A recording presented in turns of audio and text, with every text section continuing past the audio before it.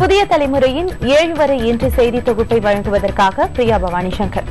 செய்திகளை விரிவாக பார்ப்பதற்கு முன் தலைப்புச் செய்திகளை பார்க்கலாம். இலங்கை மீதான காலமுறை ஆய்வறிக்கை ஜெனீவா ஐநா மனித உரிமை கவுன்சிலில் தாக்கல். இறுதிக்கட்ட போரின் போது மனித உரிமைகள் மீறப்பட்டதற்கு அமெரிக்கா உள்ளிட்ட நாடுகள் கண்டனம்.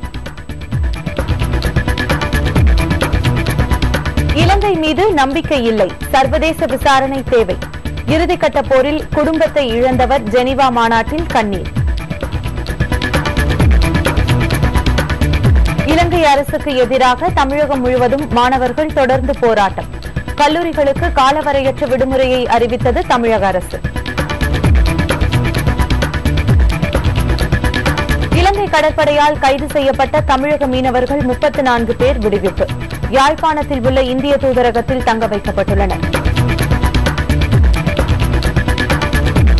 அப்சல் குரு விவகாரத்தில் பாகிஸ்தானுக்கு எதிராக நாடாளுமன்றத்தில் தீர்மானம். இந்தியாவின் உள்நாட்டு விவகாரங்களில் தலையிட வேண்டாம் என்று எச்சரிக்கை.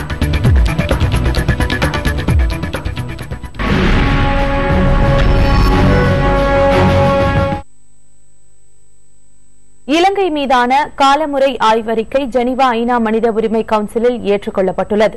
4 ஆண்டுகளுக்கு ஒருமுறை தாக்கல் செய்யப்படும் இந்த அறிக்கையை இலங்கை அமைச்சரும் ஐநாவுக்கான இலங்கையின் சிறப்பு தூதருமான மஹிந்தா சமரசிங்கே வாசித்தார். கற்றுக்கொண்ட பாடங்கள் மற்றும் நல்லிணக்க ஆணைக்குழுவின் பெரும்பாலான பரிந்துரைகள் நிறைவேற்றப்பட்டுள்ளதாக தெரிவித்த அவர் 91 பரிந்துரைகள் நிறைவேற்ற இயலவில்லை என்று கூறினார். இலங்கை தலைமை நீதிபதியின் நீக்கம் சட்டத்திற்கு உட்பட்டே நடந்ததாகவும் கூறினார். 30 ஆண்டுகளாக நீடித்த சண்டையில் பயங்கரவாதத்தின் மிக மோசமான வடிவத்தை இலங்கை சந்தித்து வந்ததாகவும் சமரசிங்கே கூறினார். விடுதலை புலிகள் இலங்கையில் இன மோதல்களை ஏற்படுத்த முயன்றதாக தெரிவித்த அவர் சிங்களர்கள் பதில் தாக்குதல் நடத்தவில்லை என்றும் கூறினார். இந்த அறிக்கைக்கு சீனா, ரஷ்யா, பாகிஸ்தான், வெனிசுலா, பெலாரஸ் உள்ளிட்ட நாடுகள் ஆதரவு தெரிவித்தன.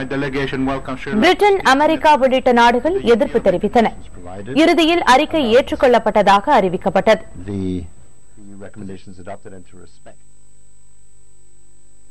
கற்றுக்கொண்ட பாடங்கள் மற்றும் நல்லிணக்க ஆணைக்குழுவின் பரிந்துரைகளை அமல்படுத்துவதில் இலங்கை அரசு தொடர்ந்து கவனம் செலுத்தி வருவதாக அதன் பிரதிநிதி மஹிந்த சமரசிங்கே மனித உரிமை ஆணையத்தில் தெரிவித்துள்ளார். ஜெனீவாவில் இன்று அவர் பேசும்போது இவ்வாறு தெரிவித்தார். Since May 2009, we engage in a period of consolidation, removing military involvement in civil administration, reconstruction, demining, rehabilitation, resettlement, and launched our initial efforts at national reconciliation and peace building.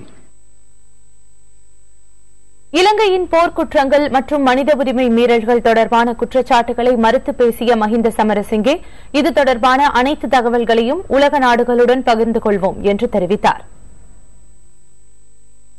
As with the UPR, Sri Lanka will continue its transparent, proactive and constructive engagement with the Human Rights Council and keep member and observer states informed of further developments in Sri Lanka in the field of promotion and protection of human rights.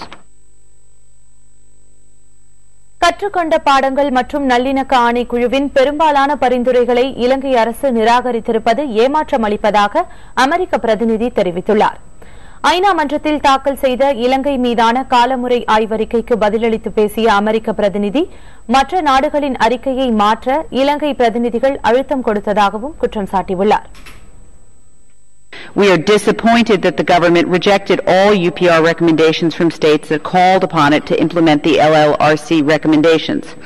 Further, the Sri Lankan delegation attempted to reframe Sri Lanka's human rights commitments in terms of the government's national action plan, which does not address the broad spectrum of recommendations put forward by the LLRC, and by lobbying other delegations to revise their UPR recommendations to exclude reference to the LLRC report after they had initially been orally presented. Major changes were made to the substance of the recommendations after the interactive dialogue, which is inconsistent with the transparent, interactive character of the UPR. We are also disappointed that the government rejected nearly all recommendations regarding engagement and cooperation with UN Special Procedures mandate holders.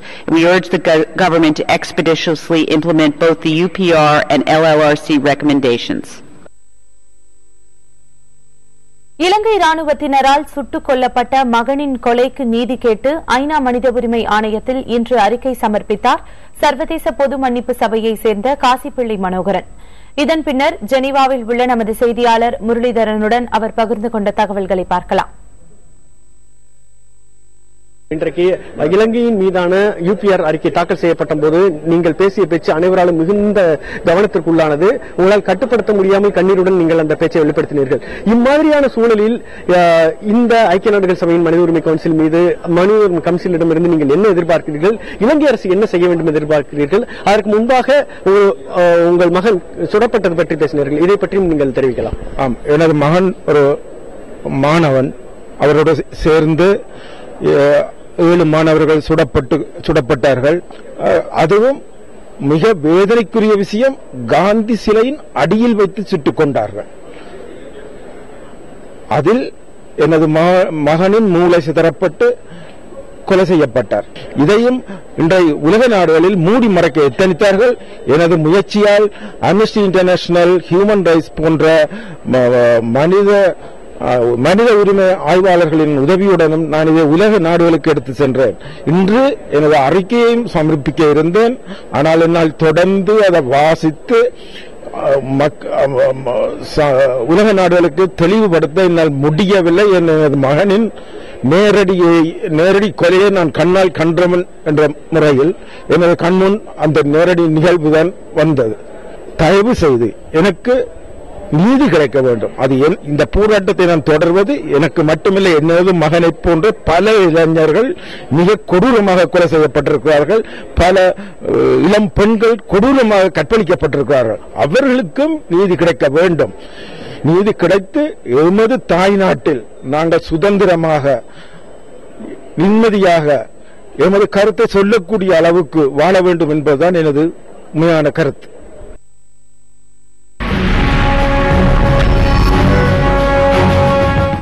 இலங்கைக்கு எதிராக ஜெனீவாவில் வலிமையான தீர்மானம் கொண்டுவர வலியுறுத்தி தமிழகத்தில் கல்லூரி மாணவர்கள் போராட்டம் நடத்தி வரும் நிலையில் தமிழகம் முழுவதும் கல்லூரிகளுக்கு காலவரையற்ற விடுமுறை அளிக்க தமிழக அரசின் உயர்கல்வித்துறை அறிவுறுத்தியுள்ளது. மேலும் மாணவர்களின் கொந்தளிப்பு தணியும் வரை கல்லூரியை திறக்க வேண்டாம் என்றும் கல்லூரி நிர்வாகங்களுக்கு கூறப்பட்டுள்ளது. ஏற்கனவே சட்ட பல்கலைக்கழகம், கோவை பாரதியார் பல்கலைக்கழகம், சிதம்பரம் அண்ணாமலை பல்கலைக்கழகம் ஆகியவை காலவரையின்றி விடுமுறை அறிவித்துள்ளன. லயோலா கல்லூரி மாணவர்கள் உண்ணாவிரதம் இருந்ததை அடுத்து தமிழகம் முழுவதும் கல்லூரி மாணவர்கள் கடந்த 5 நாட்களாக போராட்டத்தில் ஈடுபட்டுள்ளனர்.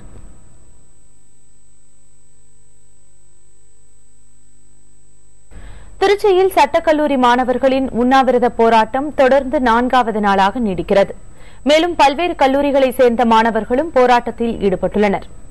உண்ணாவிரதம் மேற்கொண்டு வரும் சட்டக்கல்லூரி மாணவர்கள் 20 பேரில் 4 பேரின் உடல்நிலை மோசமானதால் அவர்கள் மருத்துவமனையில் அனுமதிக்கப்பட்டுள்ளனர். துவாக்குடி அரசு கலைக்கல்லூரி மாணவர்களும் பாரதிதாசன் கல்லூரி மாணவர்களும் 2வது நாளாக உண்ணாவிரதத்தில் ஈடுபட்டு வருகின்றனர். MIT கல்லூரி மாணவர்கள் 500 பேர் கலந்து கொண்ட போராட்டத்தை கல்லூரி முதல்வரே தொடங்கி வைத்தார். திருச்சி பெரியார் கல்லூரி மாணவர்கள் மத்திய பேருந்து நிலையம் வழியாக மாவட்ட ஆட்சியர் அலுவலகத்திற்கு ஊர்வலமாக சென்றனர். வழியில் ராணுவ படையினர் அலுவலகத்தை முற்றுகையிட்டும் சாலை மறியலில் ஈடுபட்டும் போராட்டத்தில் ஈடுபட்டனர். தொடர்ந்து மாவட்ட ஆட்சியர் அலுவலகத்தை முற்றுகையிட்டு அவர்கள் போராட்டம் மேற்கொண்டனர். இந்த போராட்டம் 1 மணி நேரம் நீடித்தது. இதனிடையே விடுதியில் தங்கியிருந்த மாணவர்கள் 200க்கும் மேற்பட்டோர் தபால் நிலையம் அருகே உள்ள BSNL அலுவலகத்தை முற்றுகையிட்டு போராட்டத்தில் ஈடுபட்டனர். தொடர்ந்து கண்டோன்மெண்ட் பகுதியில் உள்ள கலால் மற்றும் சேவை வரி அலுவலகத்தை முற்றுகையிட்ட போது காவல்துறையினருடன் தள்ளுமுள்ளு ஏற்பட்டது. ராஜபக்சேவின் உருவ பொம்மையை எரித்த மக்கள் கலை இலக்கிய கழகத்தை சேர்ந்த 45 பேர் கைது செய்யப்பட்டனர்.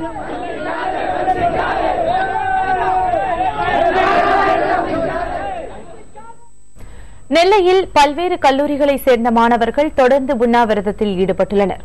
நெல்லையில் உள்ள மனோன்மீனியம் சுந்தரனார் பல்கலைக்கழகம், சேவியர்ஸ், ஜான்ஸ், மாதீதா மற்றும் சட்டக்கல்லூரியைச் சேர்ந்த மாணவர்கள் ஒன்றிணைந்து தமிழ் ஈழ விடுதலைக்கான மாணவர் கூட்டமைப்பை உருவாக்கியுள்ளனர். இந்த அமைப்பின் சார்பில் பாலை ஜவஹர் திடலில் வரும் 20ஆம் தேதி மாநாடு நடத்தவும் அவர்கள் திட்டமிட்டுள்ளனர். இந்த மாநாட்டிற்கு ஆதரவாக பேஸ்புக் உள்ளிட்ட சமூக வலைதளங்கள் மூலமாகவும் செல்போன் குறுஞ்செய்திகள் மூலமாகவும் அவர்கள் ஆதரவு திரட்டி வருகின்றனர். இந்நிலையில் தமிழகத்தில் கல்லூரிகளுக்கு விடுமுறை அளிப்பது குறித்து வெளியாகியுள்ள தகவல் பற்றி போராட்டத்தில் ஈடுபட்டுள்ள மாணவர்கள் ஆலோசித்து வருகின்றனர்.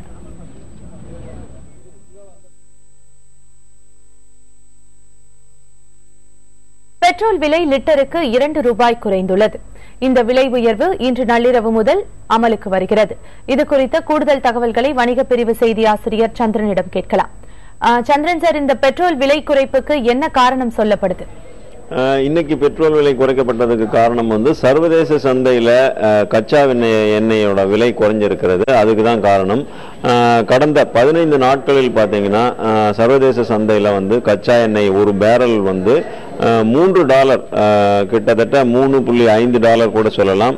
அதே மாதிரி $3.5 சர்வதேச சந்தையில கச்சா எண்ணெய் விலை குறைந்தது தான் இப்போ பெட்ரோல் விலை குறைக்கப்பட்டதற்கு காரணம். இது தவிர பாத்தீங்கன்னா இந்திய ரூபாயோட மதிப்பும் கடந்த 15 நாட்கள்ல சராசரியா பார்க்கும்போது ஒரு டாலருக்கு எதிராக 4 பைசா அதிகரித்திருக்கிறது. இது ரெண்டுத்தையும் கூட்டி கழிச்சு பார்த்து தான் இன்னைக்கு $2 ரூபாய் விலை குறைப்பு செய்யப்பட்டிருக்கிறது. இந்த $2 விலை குறைப்பு அப்படிங்கிறது அந்த லோக்கல் டாக்ஸஸ், அதாவது அந்தந்த மாநிலங்களில் நடைமுறையில் இருக்கிற உள்ளூர் வரி, வேட் என்று சொல்கிறார்கள், அந்த வரி உட்படாத வரி. அதனால அந்த வரியும் சேர்க்கும் போது இந்த கூடுதலான விலை குறைப்பு இருப்பதற்கான வாய்ப்புகள் இருக்கிறது. சந்திரன், இப்போ இந்த விலை குறைப்பால் சென்னையில் 1 லிட்டர் பெட்ரோல் என்ன விலைக்கு விற்கப்படும்? கட்டாயம் இந்த விலை குறைப்புக்கு அப்புறம் இன்னைக்கு நள்ளிரவுல இருந்து பார்க்க போனீங்கன்னா சென்னையில 1 லிட்டர் பெட்ரோல் $2.54 வரை குறைந்து $71.41 கிடைக்கும். இப்போ $73.95 விற்கப்படுகிறது. அது $71.41 சென்னையில கிடைக்கும். அது தவிர மற்ற மெட்ரோ நகரங்கள்னு எடுத்துக்கிட்டோம்னா மும்பையில $2.52 குறையும். அதனால இப்போ $77.66 இருக்கிறது $75.14 அப்படின்னு குறையும். அதே மாதிரி கொல்கத்தாவில் எடுத்துக்கிட்டீங்கன்னா 1 லிட்டருக்கு $2.50 வரை குறைகிறது. அங்க இப்போ $78.34 விற்கப்படும் பெட்ரோல் நள்ளிரவுக்கு பிறகு $75.84 என்ற அளவில் விற்கும். தலைநகரான டெல்லியில $2.40 1 லிட்டருக்கு குறையுது. அதனால இப்போ $70.74 அப்படின்னு விற்கப்படுகிற பெட்ரோல் நள்ளிரவுக்கு பிறகு $68.34 என்ற விலைக்கு விற்கப்படும். அப்படி பார்க்கும்போது டெல்லியில் மிக குறைவாக $68.32 என்ற அளவிலும், அதிகபட்சமாக கொல்கத்தாவில் $75.84 அப்படின்னு பெட்ரோல் நள்ளிரவுக்கு பிறகு விற்பனை நடக்கும். சந்திரன், இப்போ பெட்ரோல் விலை குறைஞ்சிருக்குது. இந்த நேரத்தில் டீசலுக்கான விலையில மாற்றம் ஏதேனும் இருக்குமா? அதாவது பெட்ரோல் விலை குறைக்கப்பட்டதற்கு அவங்க காரணம் சொல்லியிருக்கிறது சர்வதேச சந்தையில கச்சா எண்ணெய் விலை குறைப்பு. ஆனா அந்த கச்சா எண்ணெயிலிருந்து பிரித்தெடுக்கப்படும் பொருட்கள் தான் பெட்ரோல், டீசல் என்பது வெவ்வேறு மட்டங்கள்ல இந்த ரெண்டுத்தையும் பிரிச்சு எடுக்கிறாங்க.